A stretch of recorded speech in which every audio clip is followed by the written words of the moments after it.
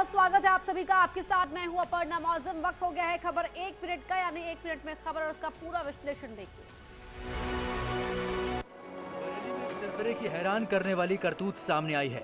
आंवला थाना क्षेत्र के भूसी गांव में एक युवक ने लड़की पर धारदार हथियार से हमला कर दिया। हमले में लड़की के गले पर गंभीर चोटें आईं। घायल युवती को जिला अस्पताल में भर्ती कराया गया है। उन्होंने मना कर दिया कि मैं तुमसे नहीं बात करती हूँ, नहीं करना चाहती हूँ। उन्हें ज़बरदस्ती होने के बाद में खाली अकेला घर देखा था। अम्मी भी हमारे चले गई मौसी के यहाँ पर ही, उनकी तबीयत सही नहीं थी देखने के लिए।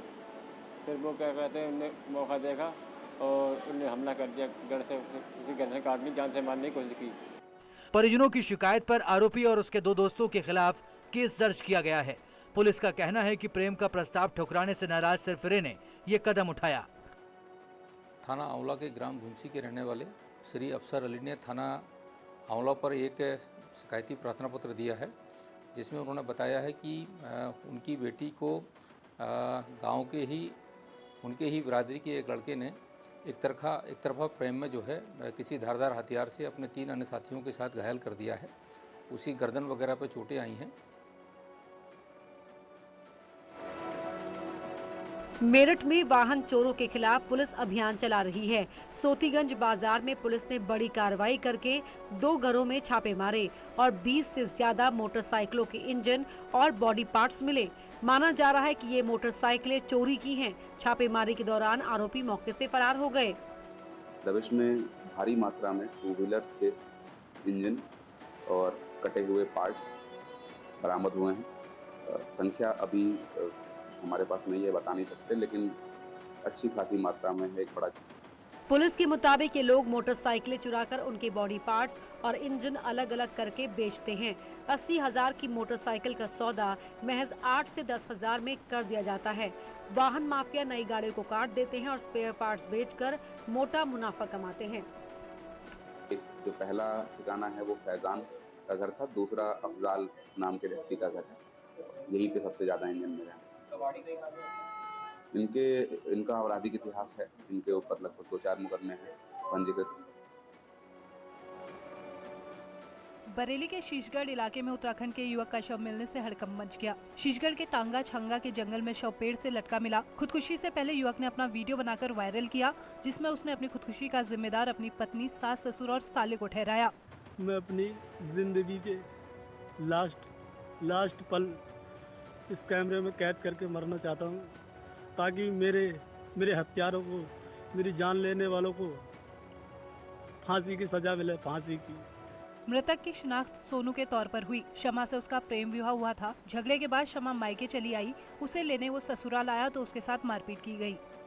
जब वो अपनी पत्नी को लेने गया तो उसके ससुर ने और उनकी अन्य रिश्तेदारों ने उसको मारा पीटा और भला बुरा कहा। उसकी पत्नी को उसके साथ विदा नहीं किया, जिससे नाराज होकर उसने जो है अपना आत्महत्या करने का एक वीडियो वायरल किया और इस आधार पे वो मृतक के ससुराली जनों पर 306 आईपीसी का मुकदमा पंजीकृत किया गया है। प्रतापगढ़ के कोतवाली शहर इलाके में कोचिंग सेंटर की आड़ में अवैध पटाखों का कारोबार चलाया जा रहा था। पुलिस की छापेमारी में भारी संख्या में अवैध पटाखे बरामद हुए। पुलिस 5 लोगों को हिरासत में लेकर पूछताछ कर रही है। देखिए, ये इंस्पेक्टर कोतवाली को सूचना मिली थी कि आने वाले दिवाली के त्यौहार के क्रम में कुछ व्यक्तियों के द्वारा अवैध भंडारण किया गया है, जिसके क्रम में आज वहां पर जांच की गई तो बेगम बाड़ में 3 स्थानों से पटाखे बरामद हुए हैं। भारी संख्या में पटाखे हैं जो कि रिहायशी इलाके में भंडारण किया गया था। पुलिस का कहना है कि दिवाली में बेचने के लिए बिना लाइसेंस के अवैध रूप से इन पटाखों को रखा गया था। जांच की जा रही है कि इन लोगों ने कहां-कहां पटाखों की बिक्री की। बरामद पटाखों की कीमत लाखों में बताई जा रही है। कानपुर में लगातार जीका वायरस का संक्रमण बढ़ रहा है। मरीजों की संख्या बढ़कर 10 हो गई है। सभी मरीज चकेरी के श्यामनगर, आदर्श नगर और तिवारीपुर के हैं। सबसे पहला मरीज पोखरपुर में मिला था, जो एयरफोर्स कर्मी था। जारी जहां पहले और 1, फिर 4 और अब 10 मरीज हो चुके हैं। इस वक्त जिस क्षेत्र में खड़ा हूं सन्नाटा देख सकते हैं। सन्नाटा इस बात का गवाह है कि लोगों के जहन में भी दहशत हो चुकी है। हालांकि स्वास्थ्य महकमे की टीम डेली वर्कशॉप कर रही है। जिलाधिकारी खुद यहाँ कैंप कर रहे हैं। स्वास्थ्य महकमे की टीम लगाई। स्वास्थ्य विभाग की टीमें प्रभावित इलाके में कैंप कर रही रही हैं। एक टीम 84 मच्छरों को जांच के लिए दिल्ली लेकर गई है। घरों और गली में स्प्रे करके जागरूकता के लिए दीवारों में पर्चे चस्पा किए गए हैं। ये कहाँ पे जीका वायरस से पॉजिटिव पाए गए हैं लोग?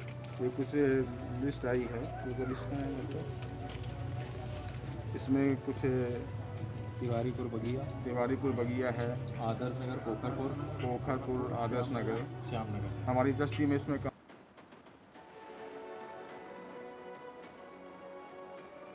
हाथरस में बीजेपी के ब्रजमंडल अध्यक्ष कार्यक्रम में केंद्रीय मंत्री और यूपी के प्रभारी धर्मेंद्र प्रधान ने योगी सरकार की उपलब्धियां गिनाई। अखिलेश यादव पर हल्ला बोल करते हुए प्रधान ने कहा कि देश के खिलाफ साजिश रचने वालों को लखनऊ की गद्दी से दूर रखना है। बीजेपी के लिए देश की सुरक्षा सबसे अहम है। क्या हम देश के खिलाफ षड्यंत्र रचने वाले ऐसे लोगों को फिर लखनऊ में बैठने के लिए सफल होने देंगे मित्रों? इसीलिए धर्मेंद्र प्रधान ने समाजवादी पार्टी में शामिल हो रहे दूसरे दल के नेताओं को लेकर कहा कि केवल फूके हुए कारतूस अखिलेश के साथ आ रहे हैं। बीजेपी का इससे कुछ होने वाला नहीं है, क्योंकि बीजेपी को सर्व समाज का साथ है।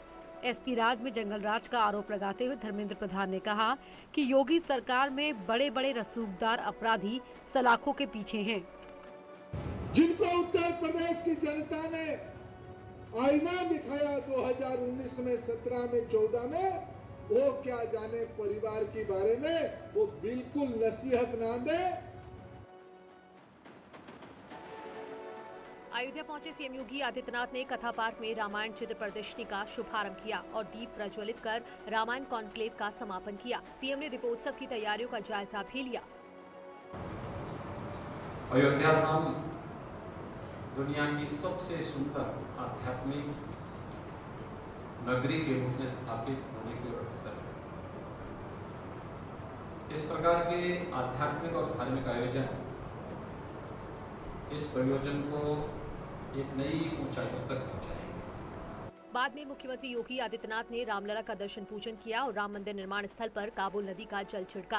काबुल की एक लड़की ने प्रधानमंत्री नरेंद्र मोदी को काबुल नदी का जल भेजकर इच्छा जताई थी कि काबुल नदी का ये जल राम मंदिर निर्माण स्थल पर छिड़का जाए। आतंक के साये में रह रही एक बालिका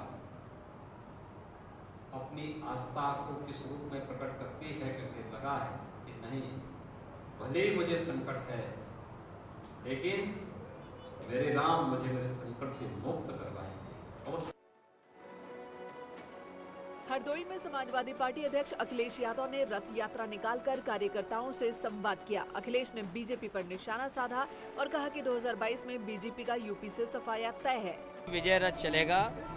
उत्तर प्रदेश की जनता को न्याय दिलाने के लिए, उत्तर प्रदेश के किसानों को विजय दिलाने के लिए, नौजवानों की विजय हो, व्यापारी जिनका पूरा काम ठप हो गया है, नौजवान जिनको रोजगार नहीं है, उन तमाम लोगों को विजय दिलाने के लिए लगातार जनता के बीच में ये विजय रथ चलेगा। अखिलेश ने दावा किया कि इस बार छोटे दल बीजेपी को सत्ता से बाहर करने में मदद करेंगे।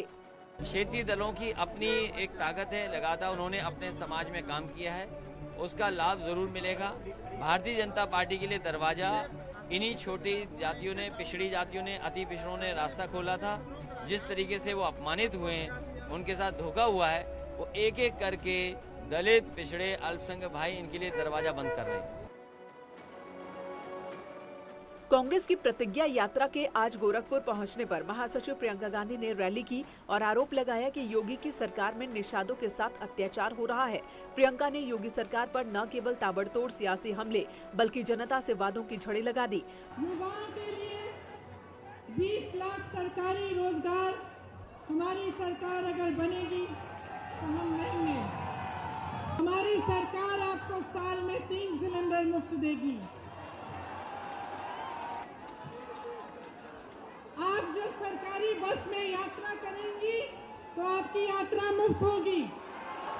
आंगनबाड़ी और आशा बहुएं दिन रात काम करती हैं, उनको कम से कम 10,000 रुपए का मानदेय मिलेगा। प्रियंका ने आरोप लगाया कि बीजेपी सरकार केवल झूठे विज्ञापनों के जरिए जनता को गुमराह कर रही है। कांग्रेस ने अपनी प्रतिज्ञा रैली को लेकर पूरे गोरखपुर शहर को होर्डिंग्स, बैनर से पाट दिया था।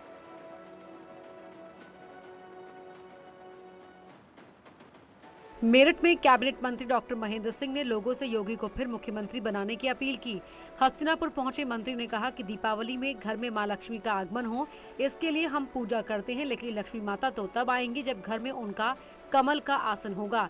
इसीलिए आप सब लोग अगर अपने अपने घर में कमल का फूल लाएंगे। महेंद्र सिंह ने कहा कि यूपी में 350 कमल खिलाइए, जिससे यूपी समृद्धशाली बने। लक्ष्मी का आसन तो कमल का फूल है, बिना कमल के लक्ष्मी रहती नहीं है। और इसलिए जब आप लोग सब लोग अपने अपने घर में कमल का फूल लाएंगे तो लक्ष्मी अपने आप आ जाएंगी मित्रों।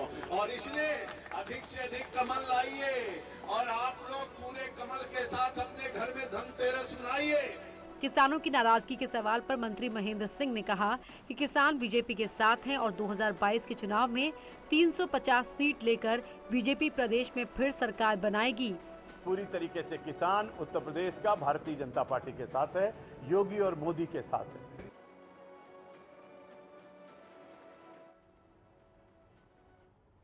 जिन्ना को लेकर दिए गए अखिलेश यादव के बयान पर राजनीति तेज हो गई है। बीजेपी विधायक आशीष सिंह आशु का कहना है कि अखिलेश यादव को पता नहीं देश को जोड़ने और तोड़ने वाले में क्या अंतर है। जब हम सब लोग हर्षोल्लास से उनका जन्मदिन अखंड भारत के निर्माता के रूप में मना रहे हैं, तब उन्होंने उनकी तुलना जिन्ना जैसे देश को तोड़ने वाले व्यक्ति से की है।